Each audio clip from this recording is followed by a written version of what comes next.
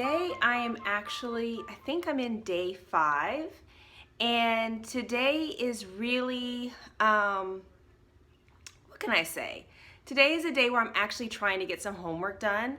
It's also a day for me, I think, of integration, kind of integrating and letting all of these different teachings seep into my head and kind of figure out where all of them fit. So, interestingly enough, I don't know, most of you may not know, but I believe in God. And so for me, I don't take yoga as a religion. And that's something that I will probably discuss at length in another video.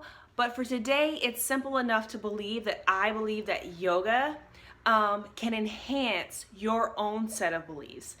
And I also believe that there are similarities to some of the overarching truths. There are truths like we should be good people, and how you figure out how to do that, of course, is, through your own set of beliefs or through your own religious or spiritual system. But you can find some of those same principles in yoga and in the Yoga Sutras. And so one of the things, of course, through teacher training is I have to read the Yoga Sutras of Patanjali. And so this week we're reading, I think, 1 through 16. You hear my little guy. So we're reading 1 through 16. And one of the great things that my yoga teacher said to do was to try to see where your religion or your spiritual beliefs overlap with the sutras. And instead of always trying to find disagreement or disharmony, to look for harmony. And so it's interesting, you can take your Bible or whatever, spiritual book that you have, and you can, see what syncs, right? See what syncs. And then, as always, use what makes sense to you and discard the rest. I don't think that, my little guy, I don't think that, it should prevent you from being able to practice yoga. And then, of course, a large part of yoga is just that, the poses and the breath work, the pranayama, and really the inner work that takes place when you're on your mat, when you're really trying to strengthen yourself, when you're trying to work up the stamina to continue in that pose, when you are trying to even force yourself to even get on the mat. Because for some of us on some days, especially those of us that have children, that in and of itself can be a struggle.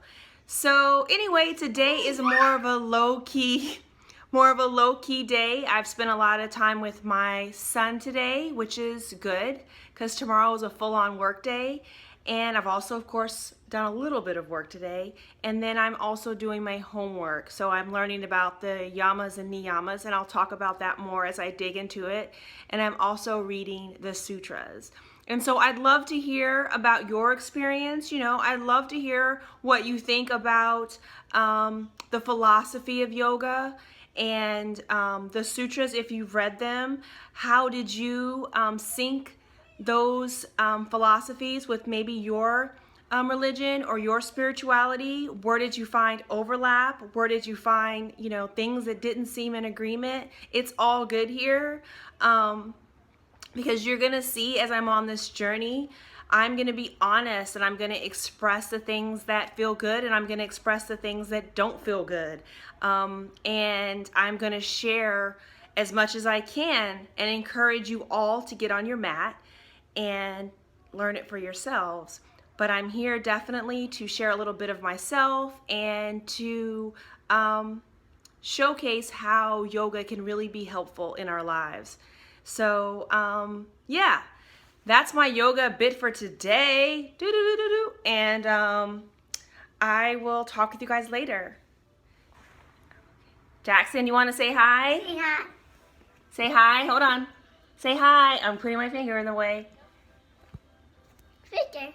I thought it was finger. Your finger. Can you say hi? Say hi. Hi. Yeah, that's the little guy. So going to take care of him. I will talk with you, chat with you later.